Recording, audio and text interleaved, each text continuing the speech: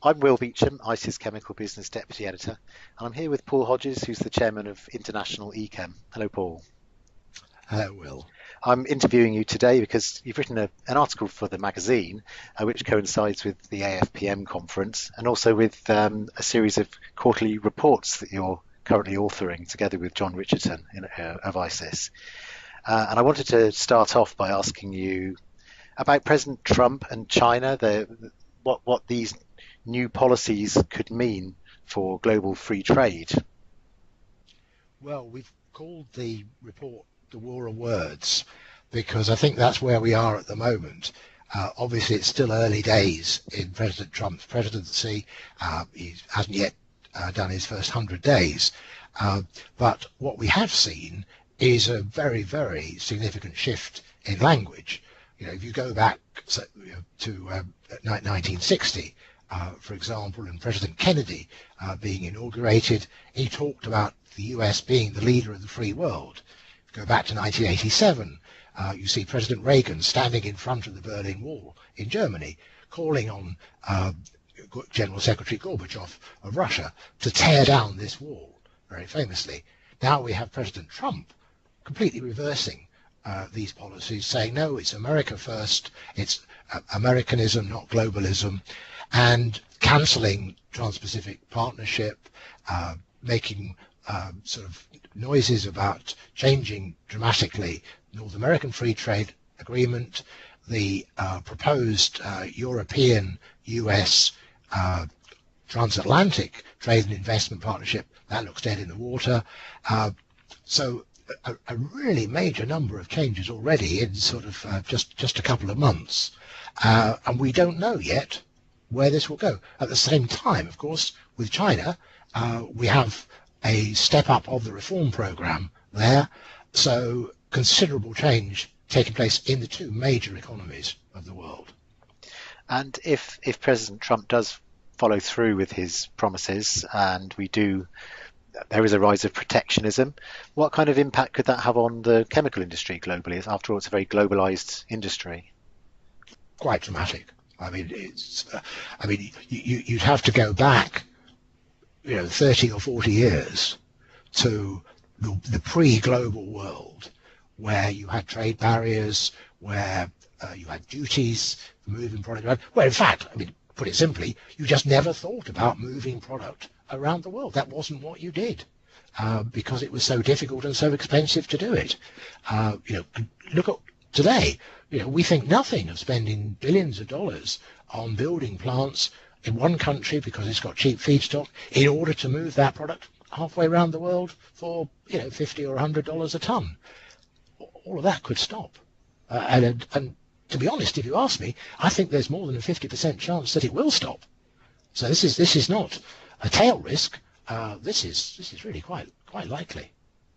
So what does that mean for global chemical companies then, who are used to doing things in a globalized way? Are they going to have to become local, not global? Oh, wow, yeah, exactly.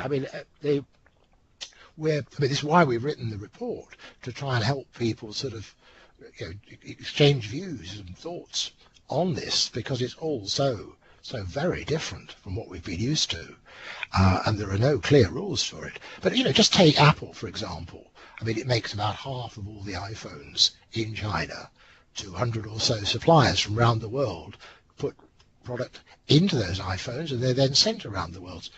Vast amount of petrochemicals and polymers will be used in those. From everything from polycarbonate through to polyethylene, etc. So, will that continue? Will America now insist, under President Trump, that those iPhones, the iPhone 10 or whatever, are made in the States?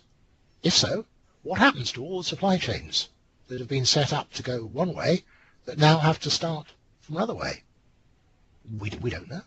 We just don't know. Do you think that just looking at the US industry, that if there is a significant amount of reshoring, would that be enough to absorb all this new capacity that's coming on stream that might not now be able to go around the world?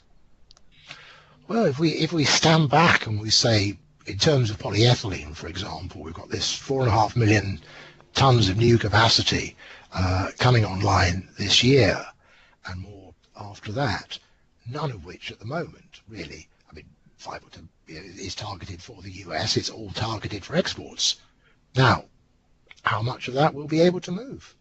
And in a world where there was protectionism, obviously, if we just look at the trade data, the States wasn't doing very well in terms of export of polyethylene to start with. It was down 5,000 tons in 2016 in net total exports of polyethylene compared to 2015.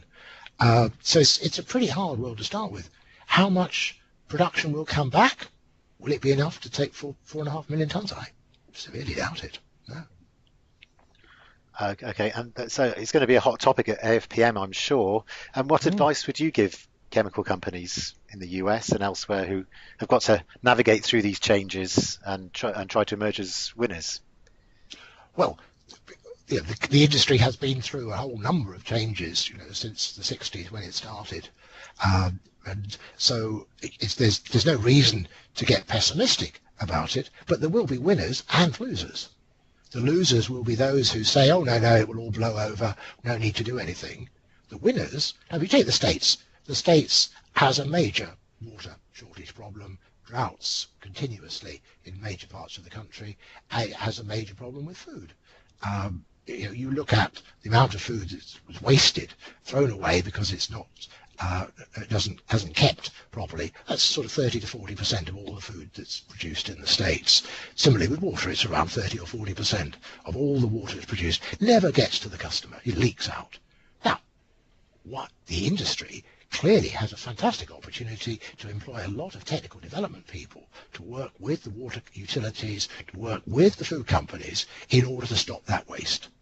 And the argument economically is absolutely fantastic, apart from environmentally and so on. I mean, it's quite ridiculous to be building more water supply when you're going to lose 40% of everything you produce. No sensible person would ever think of doing that. So a marvellous opportunity for HDPE pipes, for PVC pipes. Similarly, in the food packaging area, why are we still using old-fashioned packages which simply say sell-by date? Well, what use is that to anybody? Why aren't we using biomarkers to tell you whether the product is fit to eat or not? All of these things, obviously, you have to employ more people.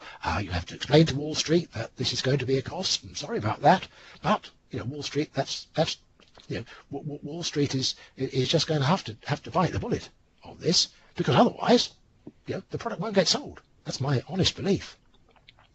And President Trump has this infrastructure program that he's put forward. How optimistic are you that could help to absorb a lot of this production?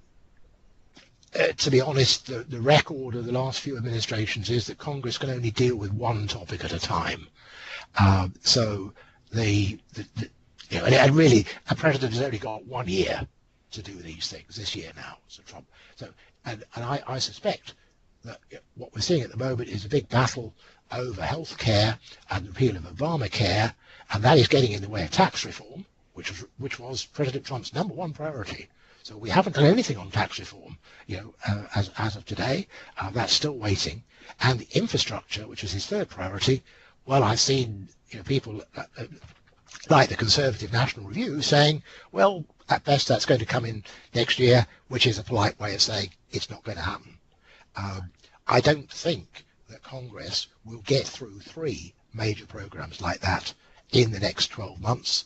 And once we get into 2018, we're in the run-up to midterm elections. Very, very hard to get any change through after that. So, and if we go back to President Reagan, who was fantastically effective with Congress, working across Congress with the Democrats, it actually took him into his second term. People forget, it was 1986 before he got tax reform through, and really only through the brilliance of James Baker, his Treasury Secretary. He wanted to bring it in earlier, after 1980, but he just hadn't got the votes.